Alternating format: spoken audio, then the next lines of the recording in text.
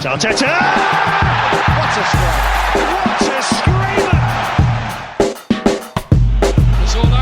And a fantastic goal! Arsenal back in it! And here's Lippard, lines it up, finds the net. Arsenal are in front. You know the best way to plan for a podcast? Don't do it at all. This is the Arsenal Vision Post-Match Podcast. My name's Elliot Smith. You can block me on Twitter, Yankee Gunner. That's right. Look, coming up down the line, Ted Knutson, the CEO and founder of StatsBomb, the analytics company, interview with him. Didn't have to do anything there. He just was brilliant for half an hour, and I just sat here being not brilliant. Easy enough. And then for the first segment, I was like, oh, what should I do? What topic? Oh, I know. I won't come up with anything. I'll just let the listeners do it. And that's what we're doing. I asked for your questions on Twitter, and you supplied them. So I would like to request of my guests, who I'm going to introduce momentarily, that we try to rapid fire answer these guys. Let's try to zip, give a punchy answer so we can get to as many questions as possible, because we don't take questions often enough. Usually our mailbag posts are Patreon only, and I think that's a mistake, obviously, so I'm glad that we're doing a listener question segment here, so let's try to rapid fire, get through as many as we can. Pause on Twitter, pause on my pants. Hello, pause. Clive's on Twitter, Clive PFC. Hello, Clive!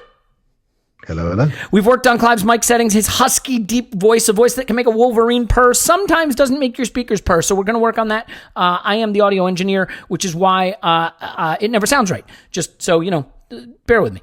Let's get started. Clive, you ready? Yep. This one comes from Keenan is Home on Twitter, at Keenan Mulvaney, all caps. On a scale from Sanchez to Gnabry, how much are we going to regret losing Ainsley Maitland-Niles? By the way, I think Sanchez would be like, we don't regret losing him at all, because hilarious. And Gnabry, I think it's fair to say regret. So that's the scale. How much are we going to regret losing AMN? If Gnabry's a 10, I reckon a 7. But I'm hoping we don't lose him.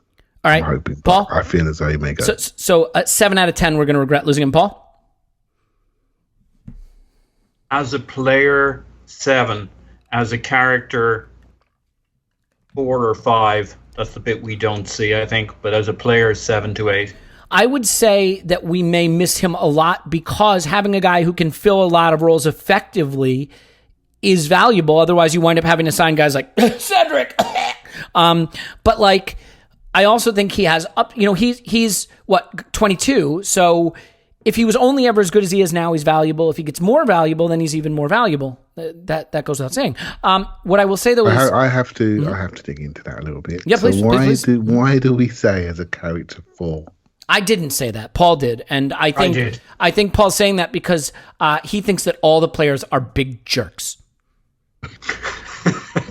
Except for Xhaka, right? Who he loves. No, let's move on. Let's not dig into that. But what I will say, just super quick, the extent to which we regret it, you guys, is always going to relate a little to the price. If we got £85 million for Gnabry, we'd be sad we don't have him, but maybe less sad. So if he goes for $25 million, I'm not going to be crying into my pillow about it, although it'll be a loss. If he goes for the $40 million Iwobi went for, I'll be celebrating. If he goes for $8 million, it's a mistake. Let's move on. It's also a function of how they do elsewhere, yep. a.k.a. Gnabry, right? Well, had he just been okay in Germany, as opposed to turns into world class, we'd have been like, well, we got whatever it was, 5-7 million for him. Yeah. By the way, I think I should point out real quick before we move on, I love it when narratives collide. Two of my favorite people in the world have come together to make a more perfect union. Unai Emery has bought Francis Coquelin. So I look forward to seeing him be the domineering number 10 for them next season. Okay. Josh Arsenal, at Josh Arsenal FC, asks, Paul, if Lacazette is sold, do you see us replacing him with another striker / attacking option, Willian notwithstanding?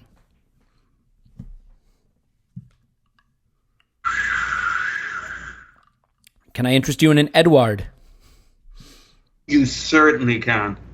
There's just no good rumors about it at the moment, which worries me. I would have said yes, we would definitely need to replace him. Eddie hasn't yet done enough. Willian gives us some options that maybe moves Aubameyang into the middle. We don't have a lot of money. So I'm going to go with we don't replace him, but I don't think that's very wise. You get an injury to Aubameyang, you got no strikers. So I'm going to change my mind and say, yes, we have to replace him. I love that was fun. The guy's an idiot. Yeah, I like the way you talked yourself into that. Clive, really quickly, any suggestion that we will go ahead? And by the way, real quick, we made a point to criticize Clive's microphone situation, but Paul, are you no longer using a mic? Are you just talking in your computer microphone? Because it sounds Piss like... off. Are you in Grand Central Station? What's going on? Piss off. How's that coming through? All right, hey, look, you can do the podcast from a submarine. Doesn't bother me. Clive, Lacazette, replacing?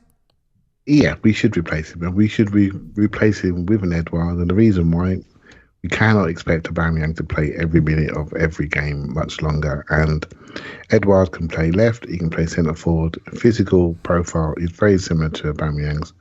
Not quite as quick, but quick enough.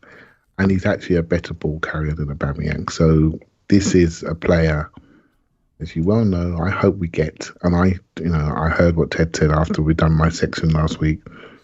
And actually, I heard what Mo said after we'd done the section last week. And I agree with Mo 100%. I think this player has got huge potential. And I hope we get him before he's going to cost a lot more than that. Because if someone like Newcastle or Palace or Leeds get him, if we're buying from them, it'll be out of our price range. So let's be brave.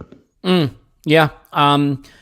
I will say, by the way, if you're wondering what are these sections Clive is talking about, we did over 3 hours of squad building podcasting for patrons last week, 2-part series, everybody involved. Scott, Mohammed had scouting, Ted, me, Clive, Paul, everyone. So, not Tim because he's changing dirty nappies, as they say, on your side of the pond. But yeah, so you can jump in for that. And I have some journalists lined up for the specious transfer rumor patron episodes that are going to start coming out. So you don't want to miss that. So something to consider. If you're interested, if not, we got plenty of good stuff here for free. So moving on. Clive, JC at Arteta_Tet says, if we trust Arteta, should we not accept, even if we don't love the Willian signing, that he's a plan to utilize him in his team effectively and plausibly, actively wanted him to be part of his squad? Now I'm going to combine this with another question, a couple of arsons at couple of arsons. There's only one arson, my friend. That's why the song says one arson banger. Hi, guys. With Willian possibly in competition for Pepe's favorite position on the right-hand side, is it possible Arteta has a plan to move Pepe into a more central role a la Ozil in his prime? Could this be the start of a number 10 revival? So combining these two, Clive, setting aside our own biases about the Willian move, if it's happening and if Arteta is a driving force behind it, do you feel that he has a plan for him? And could that plan be not to use him on the left so much, but to move Pepe into a new position? He could be a 10. He can play on the left, he can play on the right. All my Chelsea mates are generally gutted about him going. Actually, they're generally gutted. So obviously Chelsea... He just had one of his best seasons, I think, statistically. Yeah, and Chelsea can buy the next brightest young thing and they'll be fine. But as soon as that young thing doesn't play very well, trust me, they'll be looking at what Willian's doing at Arsenal. So I do feel people need to think differently about squad building. I think we're all getting a bit obsessed about ages, and I'm not buying it. And the reason why I'm not buying it is we've lost our patience. We as fans and as people online, we don't give people time. We really don't. And I include myself. I'm not having it if we can't be at Villa or we lose home and away versus Brighton. I am not accepting it. Right? And I think I'm pretty calm. Right? So when we talk about this, we need to buy this age, we need to buy that age. Yeah, it sounds great. When it comes down to it, you want to see results and action. Arteta's got a career he needs to look after. He needs to look after it, and he also needs to think about his age balance of his whole squad. And as you used to know, Elliot, we have many, many below peak age players in our group. We can afford to carry some older players in the overall squad. And we need to, because we can't expect certain people to carry us continually, because if they break down, we've got nowhere else to go. So we've got time to bridge that experience gap, and people like Willian will do that for us. And the initial outlay is not great. So it's got potential. And as long as there's an exit plan out the door, then we're good. And hopefully people are smart enough to work that out. And I should credit John Redmond at JRShotWho on Twitter, because, by the way, the last two questions we've answered are basically sort of his questions as well. So I will just shout out that he asked two great questions that lead in that direction. Paul, can I give you a different one to just keep it moving? Did your submarine sink, Paul? You still there? No, I'm there. Yeah, no, okay. I did have a thought on. Oh, okay, Willian, yeah, fire away. Yeah. Willian has said he wants to play as a 10 in the past, I believe. I might have got that from the Gunner blog piece on The Athletic. And as you think about it, I'm selling myself on Willian because apparently we're getting him anyway. I don't like the age profile. I kind of disagree with Clive. There is nothing wrong with not wanting to make a move, but then once it's being made, getting excited about the player. There's nothing. You should do that. You'd be a moron if we're signing a player and you commit to hating him. Look, do what I do. Commit to hating him after you've seen him play 2 or 3 times. Okay, go ahead. Yeah. Good formula. So I do actually really like him as a player. I always have done. He always seems pretty consistent when I see him, regardless of what Tim says. And, I'm intrigued by him as a very attacking 8-10 kind of player. Or maybe kind of in the, instead of the Willock minutes, I'm sure you could live with the Willian minutes. So there may be some options there that broaden his usage beyond the strict winger role there. So maybe there's method to the madness, and it may not matter that he's not quite as quick when he's 34 years old if he's playing as a 10 like a wily fox. So who knows? It'll be interesting to see let's assume Arteta is not a mug and has a plan for him, even if I don't love the age profile. Fair enough. So all right, well let's try to whip through this one quickly. No. Okay. So this is a hard one. Gun to your head. Who would you keep, Martinez or Leno? Answer should be in less than 3 seconds. Go. 1, 1,000. 2, 1,000. 3, 1,000. Probably Leno, just because he's proven himself over time. I'm more excited by Martinez. I love his big frame, physical presence. I think he's a significantly better player out from the back with the ball at his feet. Not that they both don't have quick feet. I just think Martinez is smarter about it so far, but it's been a very short window. Okay. And then the follow-up question, and by the way, these are from, did I say it? When we stand Kieran Tierney? Yes, we do. At When John Tweets. He says, also, how much would you take for the other one? You'd expect more for burnt Leno.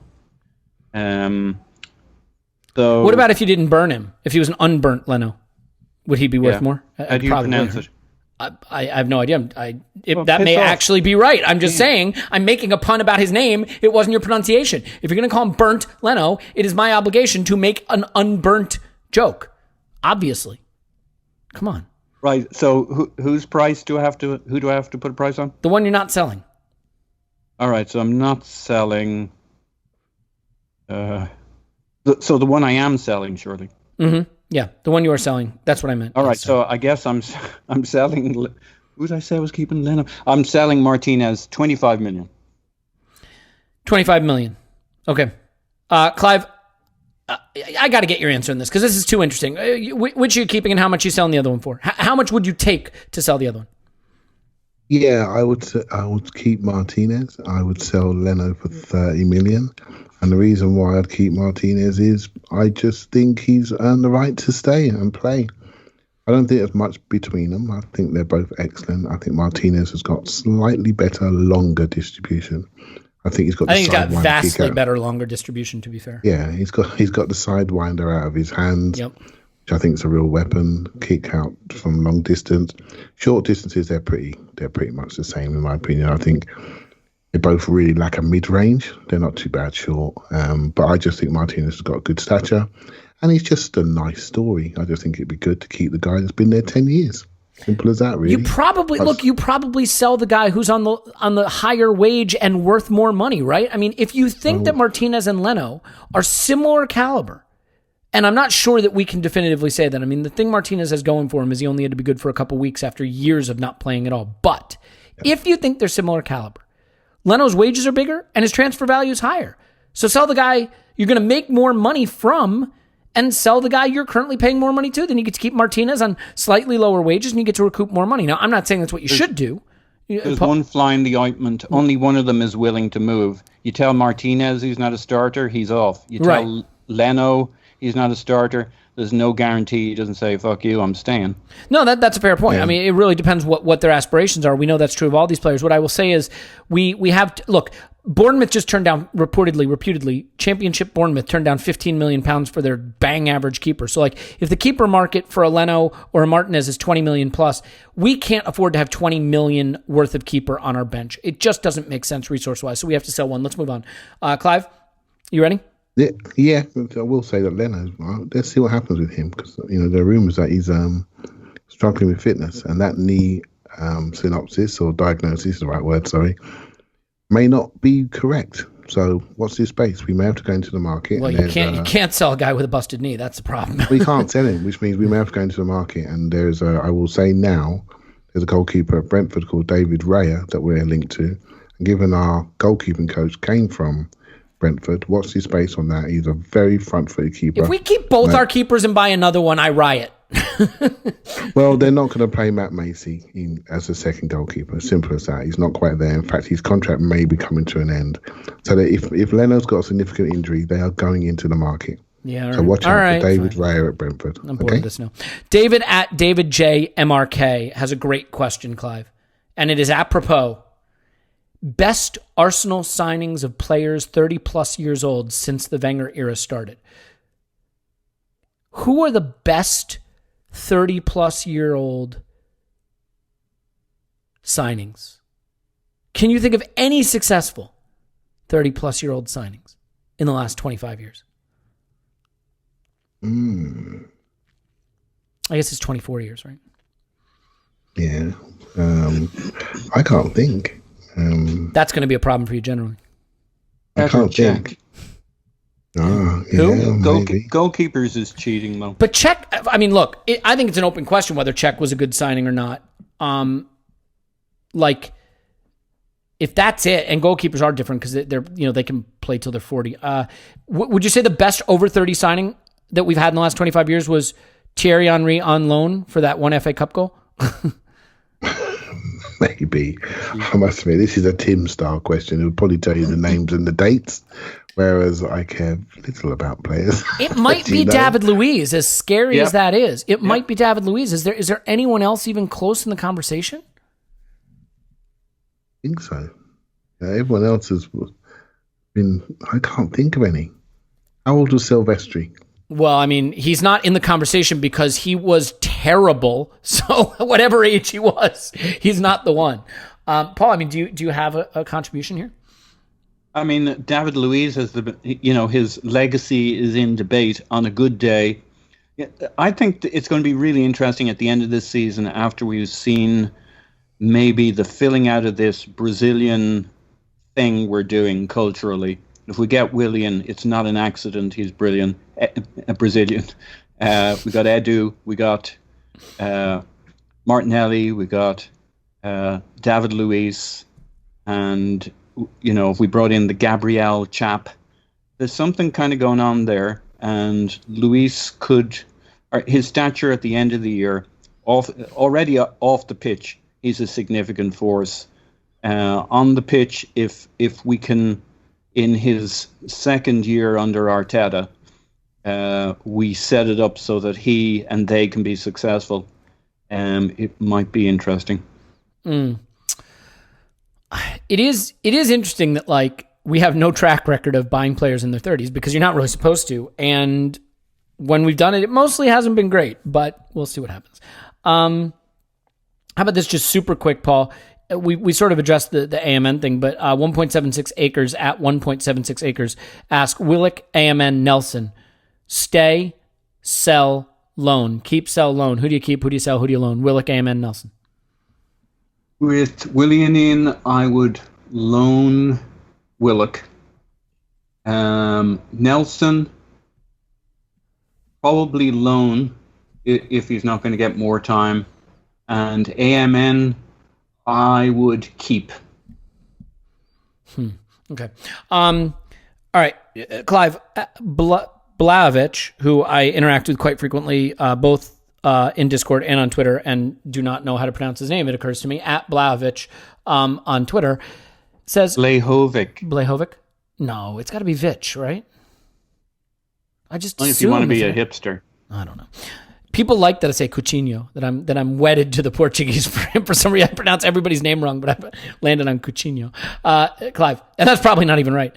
But Tim's not here to correct me, so fuck it. He's got poop on his hand.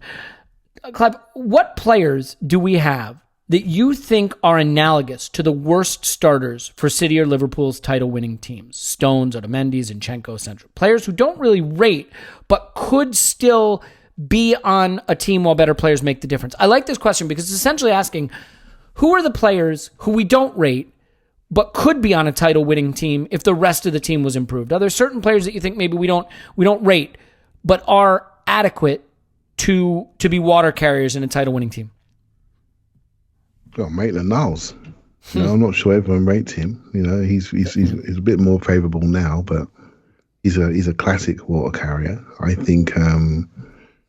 I know you've only seen a small amount of him, but I think Pablo Mari will have an impact as a occasional centre back, maybe as a helper to allow people to develop, younger players to develop. I think he's got a bit of leadership about him, a bit of presence. I think he'll do well. I think, I don't know really. I think if you look at the younger players, my fear has always been the younger players are the ones that we should be feeding in that way. Feeding in as water carriers, feeding in to make sure we engage with the right level of intensity. We've got a number of these young players at the moment that we're not sure what they are.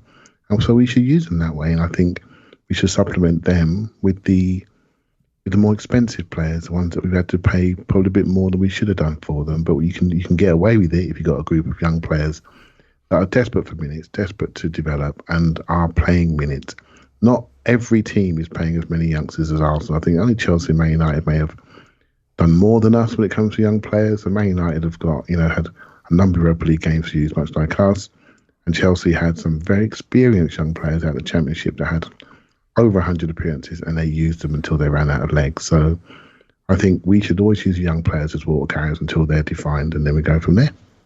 Yeah. I think it's a question that's probably intended to drag me and get me to admit that Xhaka could be on a title-winning team, but I don't agree he can. I don't think we can get to the top of the mountain with Xhaka in the team.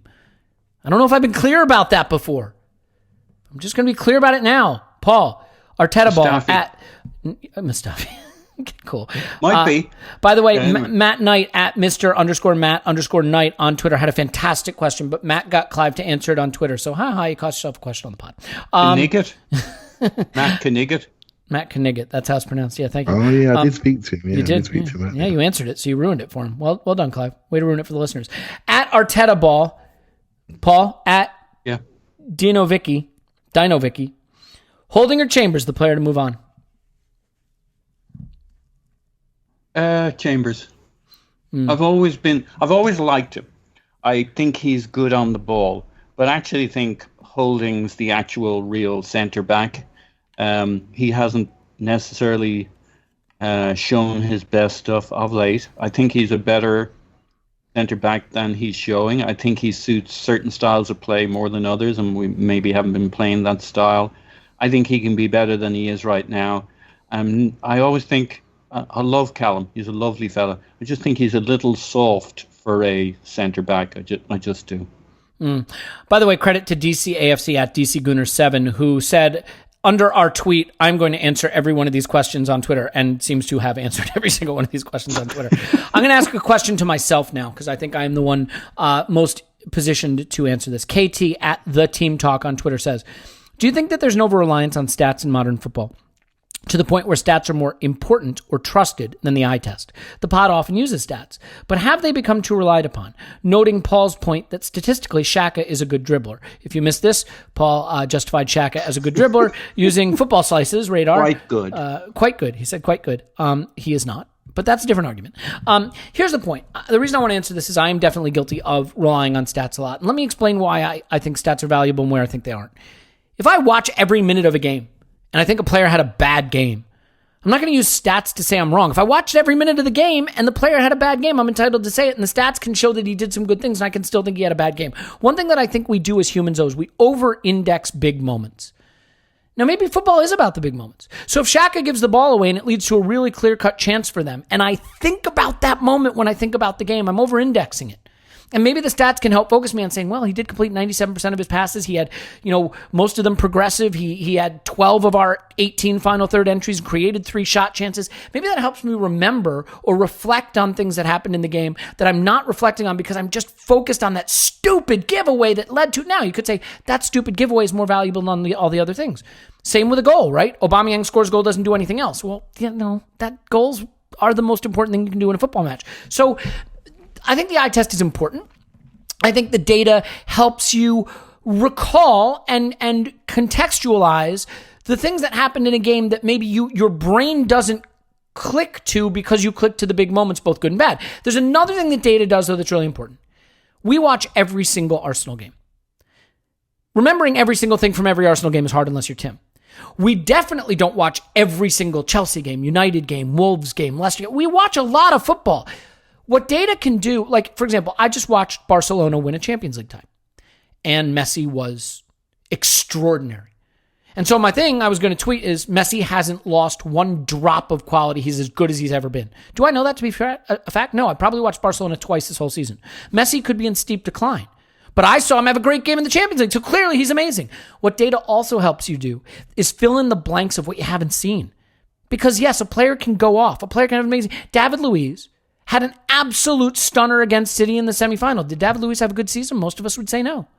So the data helps you. Data should not overrule what your eyes tell you and what you see. Trust what you see when you watch football. Trust it, but understand that the data is valuable because it fills in blanks. It helps you maybe remember some of the stuff that didn't feel as important in the moment. And it also helps you fill in the blanks of what you don't see so that when you watch one Barcelona game or one Chelsea game, you don't walk away saying Mason Mount's the best player in the world. I mean, you need to know if the thing you saw matters. It's why scouting is changing.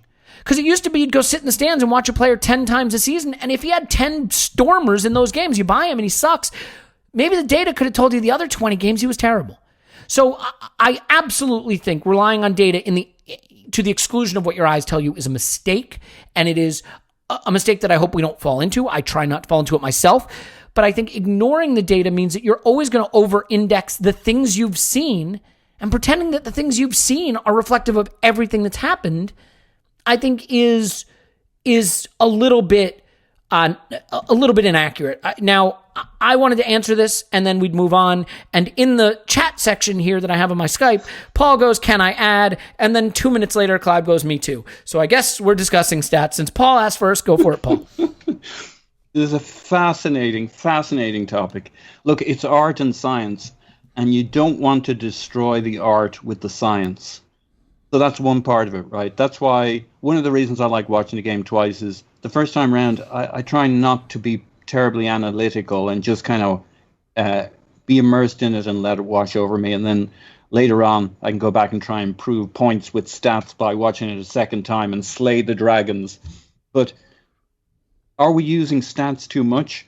You have to be careful yourself in terms of not killing your own passion in the sport.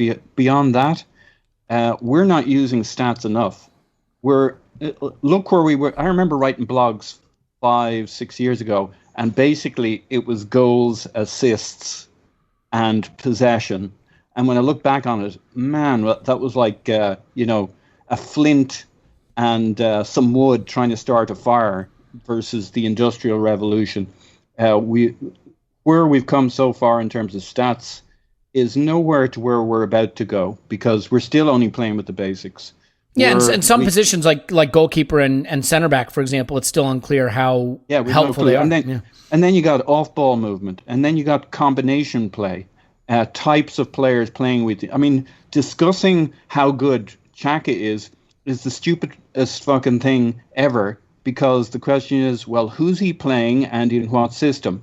And we aren't even remotely on that. And this shit's going to leave us behind when it goes artificial intelligence, machine learning, and you point your computer system at all of the videos that went on that day, that week, that year, and they will tell you how to set up a team and the style of play that is most like. At some stage, you're going to reach the unity, the crossover point where we're in the way, and they will just eat this thing up and then you'll have the real question about whether we just kill the game. But for now, we're not remotely at the level where we've gained all of the benefits out of understanding stats, even as consumers, as people watching the game. But you got to be careful not to kill the art. Unfortunately, Clive wants to answer this too. Clive, go ahead. Yeah, well, it's tied to the question. I didn't realize there was a question for the podcast that we were discussing with Matt earlier.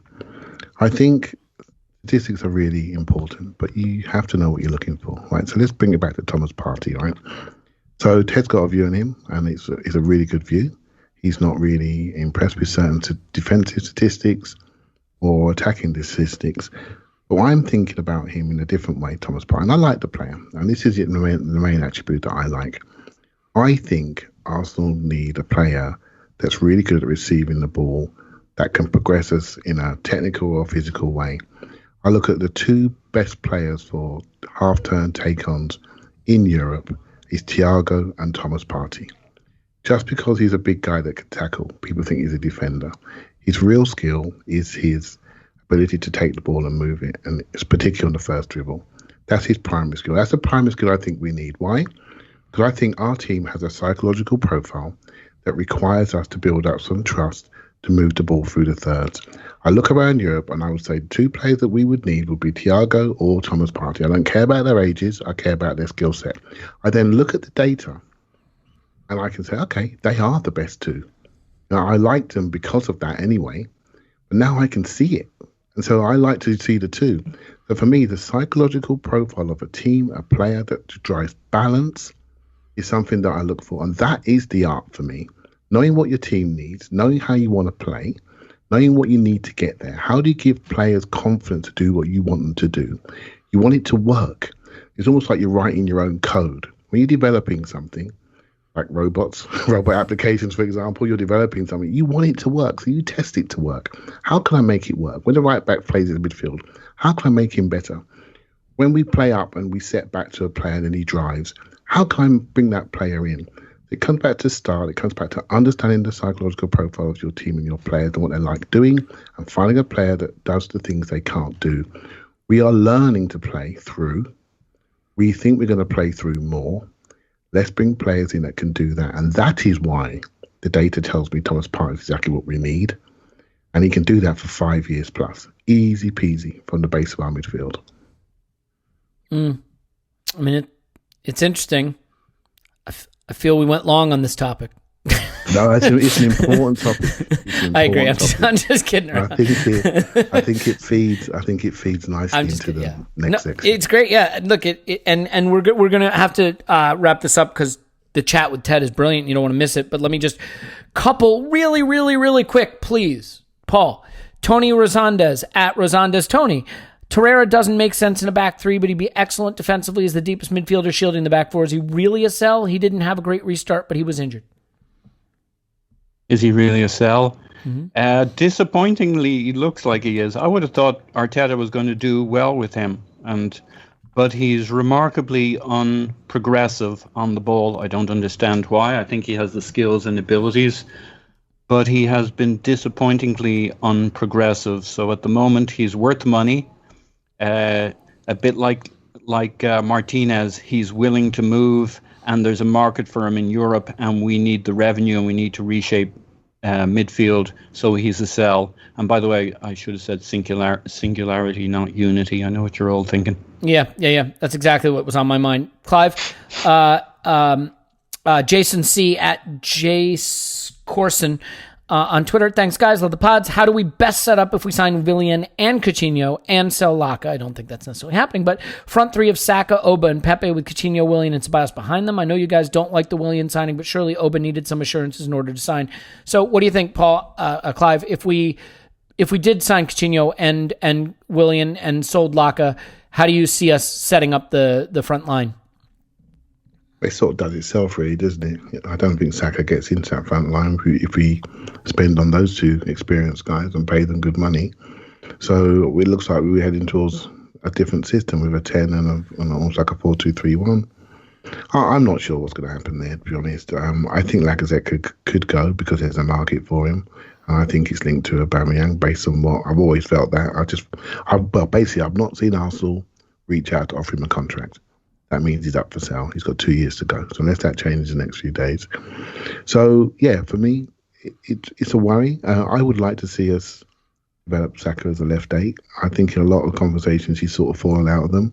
I'm also conscious that he played a lot of games last year at Willock, so it's a bit of a concern now. I think that's why they're looking to add some older players in to protect their career. So I think it doesn't matter. Coutinho's a 10 or 11, and so is Willian. We can do what we like, and I'm sure we will. Let's leave it there so that we leave time for Ted's section, because it is brilliant and not to be missed, and it's coming up next. Here's what we'll do. Maybe we'll just make this a week of listener questions and do a full mailbag pod with maybe even Tim will be back if he's needs some adult time. You never know. So later on this week, we'll do more mailbag. I think, guys, does that sound fun? Because I think, obviously we have a group of listeners that understand football better than, let's just say, some of the people on the pod. And it's great to get to answer some of their questions, even if we do so poorly. And then on the Patreon side, like I said, we've got some ITKs, some insiders giving rumors this week. Yeah. I mean, they may not be true rumors, but they're rumors, and we're going to be discussing them. We're going to be doing cotton candy of football content this week over on the Patreon side, so come sign up and join us. We'd love to have you. Or not, because we're going to do more great free stuff here. We'll leave it there. Ted's coming up. Paul's on Twitter. Pause my fans. Thanks, Pause. Woohoo! Clive's on Twitter. Clive PFC. Thanks, Clive. Thank you very much. Ted Knutson, CEO of StatsBomb, with an unmissable discussion of squad building and where Arsenal goes from here. You don't want to miss it. Stay with us. It comes up after the break.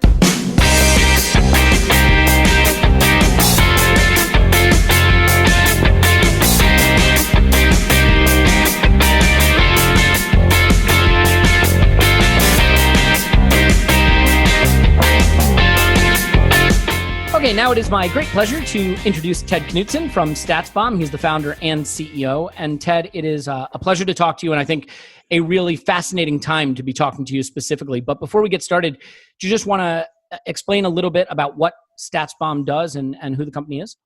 Sure. So we're a sports data company that also has analytics software. I started in the football space, working for Brentford and Michelin for a couple of seasons, and came out of that and decided to found my own company. And we provide basically the best event data in the space. We're used by, I would say, most of the biggest clubs in France. We'll end up with somewhere like 8 to 10 of the Premier League clubs this year that use our software. And it's been a pretty good couple of years for us. It's really exciting. I saw that you just released a new XG model that takes into account, I think, shot height, which is pretty cool. Love, it's always fun to release a new baby into the world that people don't actually know anything about. We've never seen this before. So that was really cool. That was great last week. Yeah, that was a lot of fun. Well, so obviously I think it makes it just a really appropriate time to be speaking to you as we talk about squad building and talent identification and long-term planning in the wake of some interesting news at Arsenal. Certainly some news that's relevant to COVID and the reduction in revenue, but news that also looks to be more related to restructuring the club, and that is that we don't have scouts anymore. Those are so last year. We don't have scouts. All the scouts are sacked. The first news was about Kajagao obviously going, but now it seems that many scouts across the entire scouting network have gone. So before we sort of get into the meat and potatoes of how to build a squad, do you have an initial reaction to this move by Arsenal, and maybe one that won't have us trying to find the roof of the highest building we can? I think there are a couple of different takes on this, and I'm going to give a charitable take that I think is maybe the clever way of doing things, and then I'm going to give the uncharitable take, and people can decide for themselves, especially based on future information, which one is more correct. But the charitable take here is that, one, COVID still exists, right? And people traveling around Europe may have some problems. We're not sure when people are going to be able to get into matches. Live scouts make less sense than they might have before. But live scouts make less sense, period, for a lot of organizations. And some organizations got quite top heavy with, talent that had been around, talent being scouts that have been around for a long time. I talked to a couple of Big Six clubs in the last 12 months, and some of them talked about how much the old school scouts hate doing video scouting.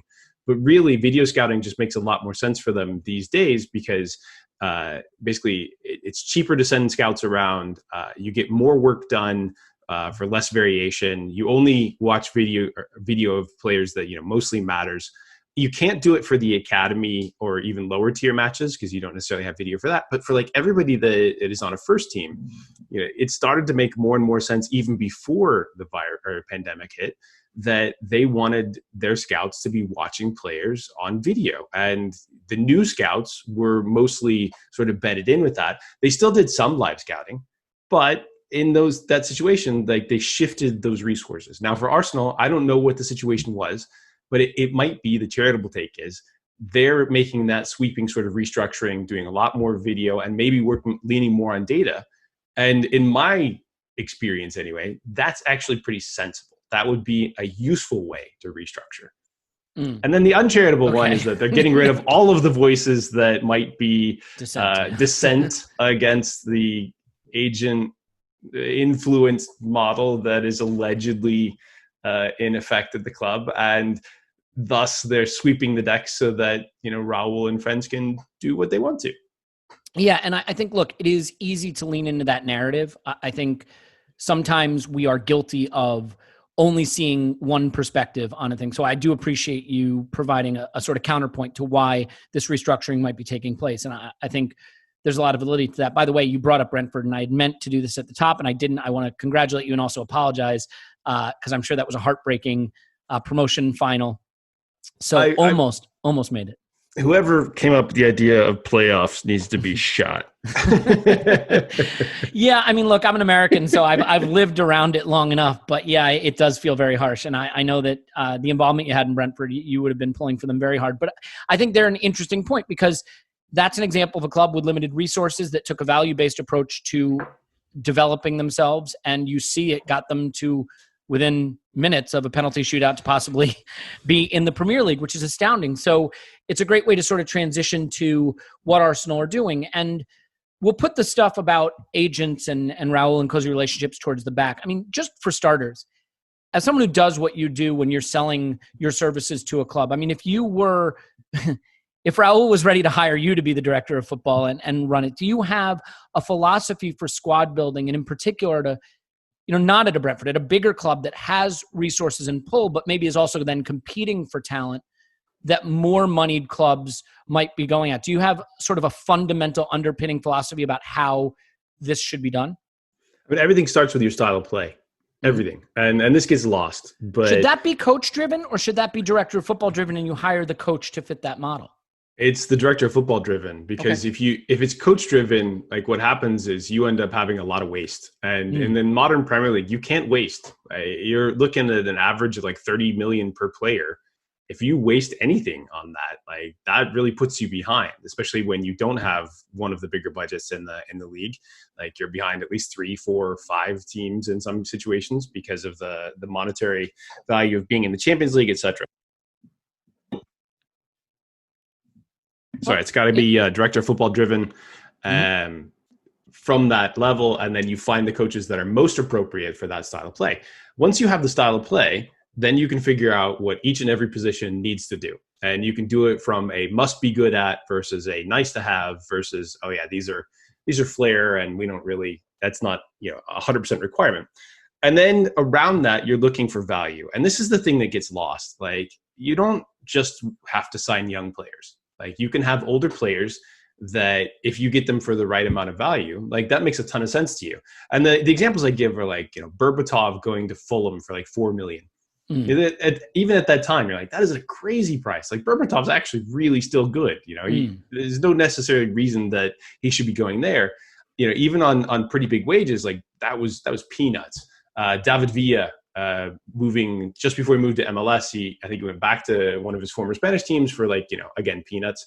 And those guys can really still contribute at a high level, even though they're slightly older. So just because a player isn't 22 years old doesn't mean that you don't go sign a 30-year-old that you think has taken really good care of himself and is capable of still performing at like the 80th, 90th percentile around the way. That leads you into Aubameyang and what you do with him. Fascinating. And the replacement cost of Alba versus his current wages versus, I don't know, like you don't want to sign him on a Mesut deal, but 2 or 3 years with some decent wages, looking at what he's still doing at a very high level and his pace and everything like that, like, maybe that's not bad for us. Maybe that's okay. But then you get to the rest of it, right? And what you need to have at some point is a bunch of kind of in and around peak age players looking at 24 to 26 is the tight band. 23 to like 27, 28 is the slightly larger band. Some players age at different rates, but this is, on the population average, that's what you're looking at. And so you want to have a bunch of players in that bracket. If you look at Liverpool, they've been exactly there. And most of the best run teams are. That doesn't mean that you can't have some young players that you're bringing in and getting minutes and they can contribute, and some older players that, are dressing room leaders, but still quite capable on the pitch. But in general, you've got to find these players because the Premier League is the narrowest of margins. And so you need to have guys that are capable of putting out like really high levels of output every single week against the best competition. And you need to stack as many things in your favor as you can. I have to laugh because you're like, here's the band of players you should try to have. And Arsenal have plenty who are younger than it and plenty who are older than it and very few that are actually in it. So that sounds They're nailing the worrying. average, but the average is not what you're going for here. You need the distribution. Yeah, the average. So there you go. Maybe they're good at numbers, but bad at median versus mean, or I don't know. Yeah, that's a little bit concerning. I guess then in terms of the age distribution, that makes sense. I mean, for you, is a huge part of this needing to ensure that you always have pieces in your squad that can be saleable assets to renew, or are you just looking at one cycle in a vacuum and trying to build the best squad for that cycle? So that's the other question that you hit. What is your goal? And on the StatsBomb podcast, we've talked about over the last couple of summers, like my goal is not for Arsenal to get close to fourth. Yeah, like, that is not my goal. It's not fun. No. I want to build this for first, and how do we stack so that we build it for first? Well, you stack talent that you get on 5-year deals that ages pretty well, and then you keep churning squad just like the Bees did, but also like Liverpool did. And you sell your talent at top tier prices when somebody comes for them. You reinvest that really well. You stop making mistakes in the transfer market, and you gradually build something that can compete for first. And Arsenal can do it on this set of wages. Liverpool have done it on this set of wages. It is not like an impossible thing to do, but that's the way that you have to build, and that is your goal. It's not to compete for fourth, which is the most frustrating thing in the world, because like every time you miss, well, then you cost yourselves 30 to 50 million because you're not in the Champions League. And every time you get it, well, you're like, oh great, fourth again, which Arsenal fans have had a lot of fourth, and you might want it now, but really I want some first somewhere along the way. Yeah, I mean, you have to get probably a season of fourth and third before you get a season of first. We're probably not going to go eighth to first, so I realize that it's incremental. But that is exactly right. I mean, the project should be an end goal of competing for titles and even Champions Leagues, which would be a hell of a nice thing for us. So then when you look at some of the moves that have been done, I mean, in terms of those very fine margins, when you look at a Cedric, for example, who appears to be more kind of squad player, late prime, on not insubstantial wages. I mean, do you think it's okay to take a free transfer on a guy who's essentially a backup, or would you say that that's not a good prioritization when it comes to resources? I don't think I hate that one necessarily. Like, Cedric has played a pretty good style of play at different times, still somewhat capable. You want to be really careful about how long that deal is, especially if he's on, I don't know, 80K a week. I don't know what the deal is, right? You need to be careful. You'd assume it's probably a little more than he was making at Southampton, which was, I think, 60,000 a week. So it's probably in the 70 or 80K, and it was a free transfer. So that usually gives you a boost. Yeah, so again, you've got to be careful with how the money goes, and fans are like, well, it's not our money, I don't care. I'm like, look, guys, it is your money. Like your club is using your money that you have invested in this team along with everybody else, and they've very clearly shown that they will not spend extra. Right. They are not like riding owner checks of the tunes that the Abramoviches, and that's it. So when that happens, you have to be really careful about waste and overspend and budget. And if that Cedric deal and that extra year on that Cedric deal costs you, say 5 to 6 million that you needed to sign somebody better, like that is a knock-on effect. And these deals that we are seeing where Alexis Sanchez, like the only way they get him out of town is not only on a free transfer from Manchester United, but possibly still covering some of his wages. Last year, they covered like almost 200,000 of his wages is what I had read. Like, your mistakes are big financial mistakes, and they will bite you for years in the future. And that, again, also is part of that Liverpool story. Stop making mistakes, stay tight. If you're going to make small mistakes, that's okay. Don't make big mistakes, and, keep churning until you build the value back so you can compete for titles. Yeah. And I mean, obviously Mesut Ozil is the big mistake. that looks like a millstone around the club's neck to some extent on those wages and hopefully nearing a resolution there. But just to finish up on the sort of older side of the spectrum, then we'll go down to the younger side for a second. So when you look at deals like Willian or Coutinho, for example, which the rumor is sort of we're looking at Willian, but that means we won't be doing Coutinho. You mentioned David Villa and Berbatov. So I look at a Coutinho as being more like one of the deals you referenced. Still good enough, still young enough, still fits a need enough at Arsenal that you can make that worthwhile, even if it's not a value investment in terms of asset value.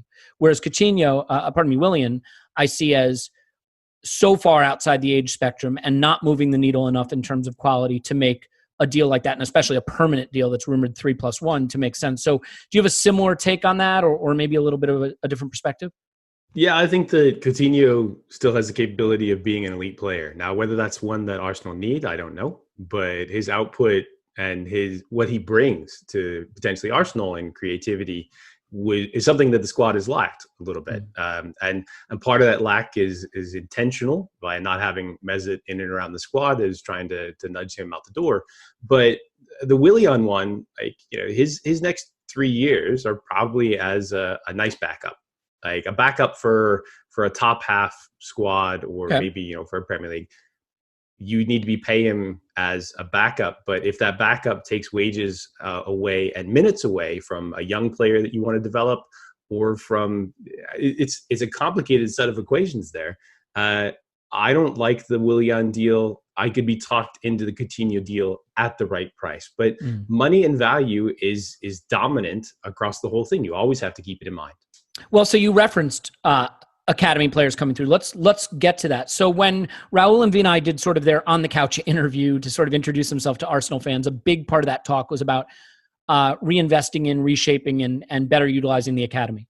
And I think there's been some follow through there. You can't debate that. Now, you could argue part of the reason there's been follow through there is there just weren't good first team players to keep the academy kids out because the squad just got too thin. But I'm curious how you balance investing in your academy players, giving them first team time and giving them a path to developing into an Arsenal player versus selling them on when it looks like maybe they aren't going to make it. I mean, someone like Joe Willock got 40 plus appearances this season. That's a lot. Eddie Nketiah is not, he's not a teenager anymore. He looks like a Premier League player in my view.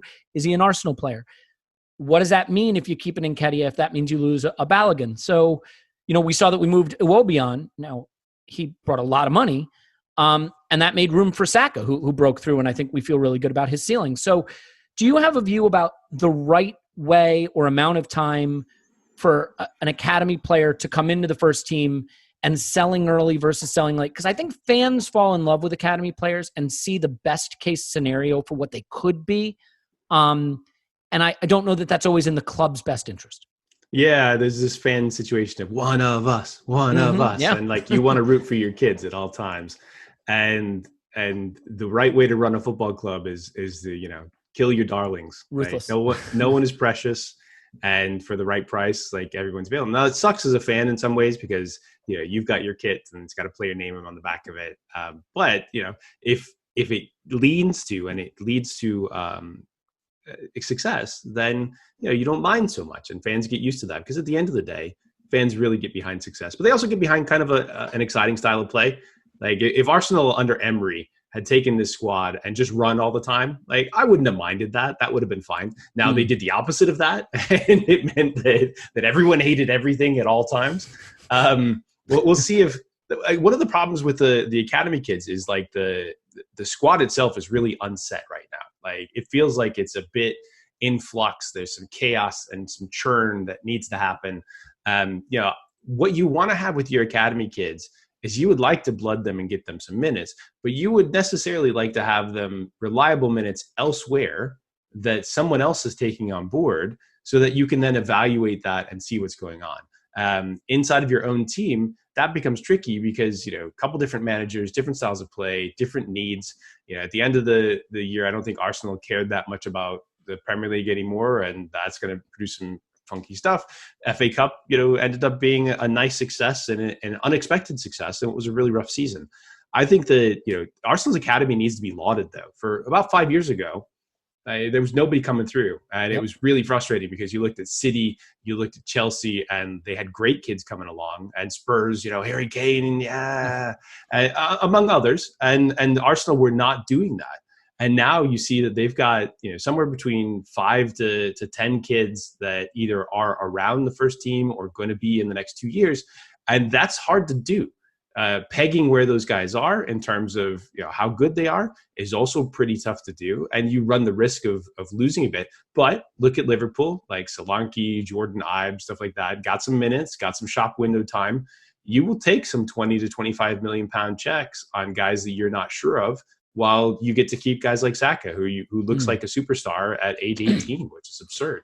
Yeah, and I mean, is there an argument that if you keep them a bit longer, and people really get to understand what their actual level is, you're costing yourself money, and you're not helping their career either, because they may wind up landing further down the table at a lower wage, and you may wind up securing a lower fee? I mean, is that the kind of danger that can happen when you give your academy kids more time than they're probably warranted?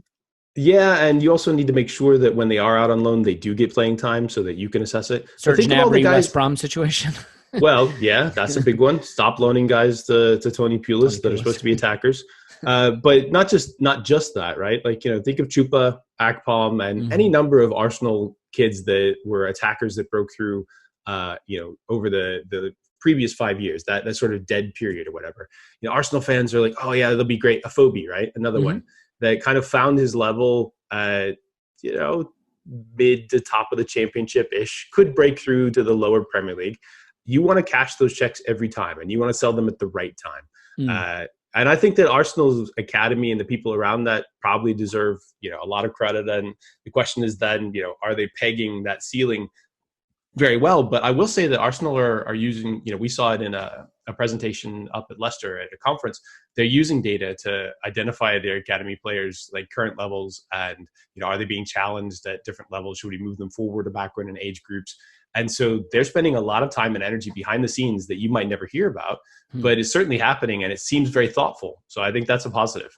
That's great. Yeah, I mean, I don't want you to necessarily have to pick your way through it, but just real quick, do you have any that you regard as definitely making it, or any that maybe are in that core group that you think it's time to move on from? I mean, do you have any strong opinions one way or the other? I would say it slightly differently, right? I think Willock, you want to be a squad player. You don't want him to have 40 appearances. You might want him to have 20 to 25. Like you want to see good appearances from him. You want him to get a decent number of starts, probably Europa League. Is that a secret? I was just going to say, getting Europa League is, for a team that has so many academy players coming through, is probably pretty beneficial, right? It's absolutely fine as long as you're playing those academy players. Well, right, yeah. Okay, touche. You got to make sure that they're getting the time. It's a bit like that one time where Spurs were just like, yeah, we're not playing our first team in the Europa League group, like not at all. So don't expect that. So yeah, if you're again, pretty ruthless and willing to just run that out in that competition, that's great. So I think Nelson is one that I'm sort of hard on the fence. I want to see him have minutes lower down, bottom of the Premier League, middle of the Premier League. That would be great. And Eddie, I think, also needs minutes, but I think his game isn't quite there right now. Like I've watched a lot of him. I'm uncertain about the hold up play. I'm uncertain about the pace. Like what does he do, and what does he need to do? People who've watched him in different contexts may have a better feel for that. But me having watched Arsenal, I have some uncertainty there. But Willock, I think, would be good to keep around, and Saka obviously is through. And then you need to figure out, like, you would love for Balogun to stay and figure him out too. Ryan Brewster at Liverpool made the leap, like, in the restart, and he went from, this kid's good, to this kid is unstoppable right now, and he's probably deserves a place in and around the Liverpool squad unless they found an amazing loan for him next year. And that's the choice you want to be forced into. You want them to force them for performance. Yeah, I think you've really hit on the key too a little earlier on as well, which is just that what you can't do is you can't just keep waiting to make a determination, right? You have to at some point decide, for better or for worse, that they're going to make it or not, and move them on, or you wind up with a guy like Balogun who says, I don't have a path to the first team because Eddie Nketiah is standing in my way, and then you have a problem. A couple super quick hits because you've been very generous with your time, so I appreciate it. in terms of some of the rumors, like a Thomas Partey is a guy that divides a lot of opinion. There are people that think he's exactly what's missing on our midfield. Some people don't. But I'm kind of curious. I mean, you can talk about whether you rate him or not, but also just in terms of price and age and sort of combination of skill set from a value-based squad building standpoint. Like, is he the exact kind of move that you may shy away from? You're trying to get me in trouble here, aren't you? I am trying to get you in trouble, yeah. Okay. You don't have to. You can say let's move on if you need to. No. So this harkens back to, I think the first time that this rumor popped up, I said, I'm not sure that I would take Partey as a free. Yeah, I remember that. I enjoyed that day. That was a fun day on Twitter. and there were a lot of very angry people that had responses to this for various reasons. But I kind of stand by that. And this very much goes back to how do you build squads? So with Partey, people were like, oh, he's one of the best defensive midfielders in that league. I'm like, he's not performing like a defensive midfielder. And so what do you actually think the Arsenal need? Well, they need guys that sort of move the ball and dribble through midfield. I'm like, well, yeah, I guess, but that's fine too. We have other guys. And he's 27 right now, and he's going to go on a 5-year deal, I think starting potentially when he's 28 or whatever. So like now you're looking like really uncertain because people do not respect the fact that the last 2 years of a 5-year deal for like a 28-year-old are going to be usually almost always pretty uncomfortable, especially based on wage. And the other reason why, like, I have on a free, you're paying a ton of wages, and Arsenal have problems with paying a ton of wages to players that are sort of, slightly better than league average. So if you assume that this player is going to deteriorate a bit over the course of his deal, and he, I don't care, like, if you think he's like amazing right now, he's not. Like, we don't have any information that shows that he's amazing right now. He's good to very good. Does he meet the needs that we want? Does he provide creativity that Arsenal need? I don't see that at the moment. Well, he's a great defensive midfielder. Okay, fine, but you're saying things like, where's the data? Where's the evidence-based information that says this? And is he doing it throughout the course of a league season? Now people are like, well, Atletico's weird. Again, that's absolutely fine. I don't disagree that Atletico Madrid can be quite weird in some of the stats and the data they put up. But you're going from a null case of saying, well, you should pay for this guy because he's great. And then you have to provide all the evidence behind it, and it's just not there. And so if you're trying to avoid risks, if you're trying to avoid making mistakes and find guys that have upside, as opposed to guys that you're signing and probably going to have downside, this is not the transfer that you're going to make. And that's my whole take around this. So I think that there are too many uncertainties, too many risks, and too much discomfort with what this player does versus what the squad would need to bring that type of guy on board, especially right now. Yeah, I think sometimes it's about people understanding probability, right? Like, a lot of people got mad at Nate Silver, the statistician on the web, who, said that Trump had like a 30% chance of winning the election, or 20%. Like, haha, your data got it wrong. Well, 30% is not a 0% probability. It's actually quite a large probability. You're not saying that Partey couldn't be great, couldn't come to Arsenal and excel. It's a question of like, what is the probability and what is the amount of risk you're taking on to achieve that probability? And so that's right. Yeah, it's not the same as saying he's bad and we shouldn't take him. A couple just super quick hits. Guendouzi, it's a shame what's happening there. I'm curious how much you think this is sort of a calamity for Arsenal versus just a sort of shrug the shoulders situation. Do you think his ceiling is as high as some, admittedly myself included, think it is? And do you have a sense that Arsenal mismanaged this, or is it just a case of the player and the club couldn't get on the same page and this sometimes happens? I think his ceiling is quite high. I do like the player, but I also completely understand backing Arteta here. And it's not a single instance that they're pushing back on. It feels like it's a pattern of behavior. And I will say that, having been around football teams, even early on, I started to respect the attitude and the work rate and, having guys in that are good citizens, right? And you can take one or two assholes across a whole squad, but that's all that you can take. So if Arteta feels like he's got to, make some noise and put some stakes in the ground, like, I'm all right with that. Hopefully Arsenal find a quite good price. I hate the idea of a multi-year loan that gets, maybe 15 million a year per year and back, because like he should be better, but COVID also makes the market weird and everything like that. I'm not sure, but in this case, I think that maybe it's time to allow some stakes to be planted and be tough on attitude. That's fair, yeah. And I mean, look, if you're going to have a dressing room problem, if it's Lionel Messi, you live with it. when it's a teenager, it just further undermines the chain of authority, and that can be really disruptive. So I see that. Last one, there's a moral panic about agent relationships being too cozy. Kia Jarabshian being seen in the director's box, and a lot of his players being, if not signed, rumored to be signed. His relationship with Raul is known. Canales, I think, is the other one, a friend of Raul and Emery's, who was involved in some deals that people shrugged and kind of had questions about.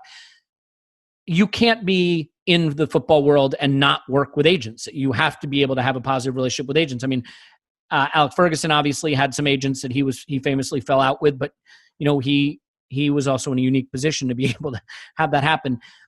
Are you on board with the moral panic about the Jarabshian relationship and the agent coziness, or do you think that it's a narrative that people are maybe buying into too easily? Do you have a sense of the extent to which relying on agents, and maybe you do them a favor, they do you a favor, is a good thing for a club or a bad thing for a club? I know that's sort of a convoluted question, but it's all bound up, I think, in the existential situation Arsenal find themselves in. I think it's a calculus is tough to understand, because every time that you're talking to Kia and you bring on one of his players, then the next question is, well, what are we getting down the line? Does he have enough players to really make that matter? Are we getting, his best 3 teenagers out of Brazil as a promise that they're going to come here, as opposed to Real Madrid picking them up or something like that? And that's like an uncertain calculus they can't really figure out. I will also say that the media loves to attach something that's slightly seedy and just keep pushing it, right? And I have serious questions about how often these rumors, which have, they're constant, they're every day, get pushed out there. And for the most part, I think that, I always say nobody knows anything. In the media, almost always nobody knows anything during transfer season. I live that every day, by the way. I've been behind the scenes. I know this, and I talk to people, who are friends, around different clubs, not necessarily at Arsenal these days, but, I've watched the media, and Italy, maybe somebody knows some stuff because that's a very leaky place. But England, I think that so much of this stuff is often lies. So once they attack something that feels a little seedy, then it's just easy to be oh, well, we don't have much on Arsenal today. Let's run something about a Kia player. And so there's uncertainty, in me at least, as to the validity of this whole conversation. I think that you have to be really careful, because agents at the end of the day have their own best interests at heart. To some extent, their clients as well. That's who they're fighting for. They're not fighting for Arsenal. They're not. That's not how it works. Maybe Jorge Mendes is, because he has a portion of the ownership and some structure of Wolves. The Wolves, yeah. But beyond that, no, you have to be very careful with it. But my counterpoint to that, and I'm not usually the voice of rationality, so I apologize to this, is that I think that it's quite possible that the media narrative on this has been strongly overblown. And it is the typical Arsenal transfer rumors just packaged in a way that feels a little bit seedy and is going to get clicks. And that's what they're going for. I will say this. I certainly hope you're right.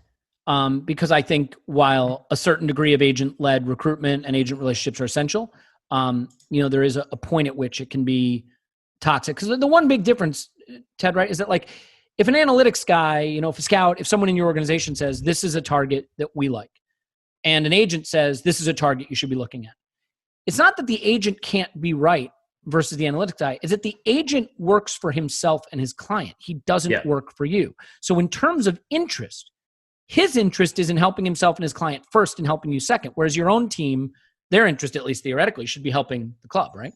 Agents gradually came to hate our group at Brentford and Midtjylland, because they just found it very tough to get their ideas floated when we... in some cases, if they float you a bad player, it takes you literally 15 seconds to be no, this is not a guy that we should be interested in. And that's what data does, right? It makes your whole job faster. One of the things that comes full circle on the scouting side, though, is that scouting is almost always the bottleneck in player evaluation. So, it takes a lot of time to scout guys versus data. Once you build up the right structure, it's much faster. To watch a guy 10 times is, especially live, that takes a very long time. To watch a guy 10 times on video, less time, but still, you need a lot of talented scouts around the area to be able to do that. So I don't know. I mean, I have discomfort about the whole thing. And if we end up signing a lot of Kia players, now I'm real uncomfortable. This is very scary, despite the fact that Kia, I think, has been an Arsenal fan for a long time. Interesting. Well, you're on board with Arteta though, right? Yeah. I I pushed for that before the Emery signing. We did too. I know people behind the scenes that had great things to say about him. I know that like one of his UEFA, I think, projects was working on set pieces. So hopefully that continues on, not just attacking, but defending them.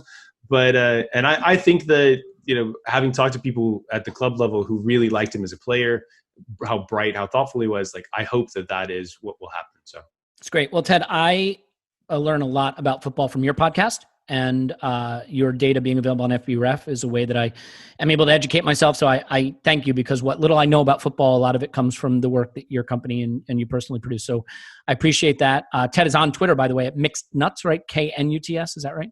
That's correct. And thank you for having me on. It's always a pleasure. The pleasure is almost certainly mine, and the listeners, I should mention, and just can't thank you enough for coming on. So that's going to do it. Hope you enjoyed this. Probably do some more listener questions down the line this week, and some transfer fluff on Patreon, which, who knows, it may not be fluff. It may be really cool ITK information. We will find that out together. So we love you, and we'll talk to you after Arsenal 10, transfer window nil.